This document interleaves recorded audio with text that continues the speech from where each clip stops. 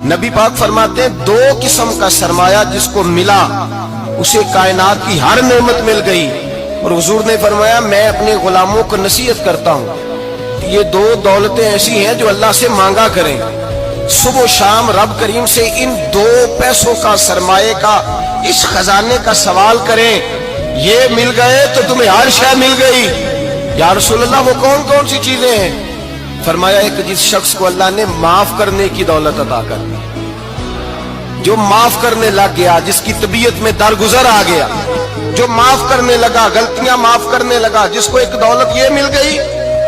और दूसरा मेरे मुस्तफा ने फरमाया जिसे अल्लाह ने यकीन की दौलत अता फरमा दी। जिसको ये दो दौलतें मिल जाएं, एक दरगुजर करना, दूसरा रब रसूल पे यकीन कामिल रखना, उसे कायनात की हर शय मिल गई।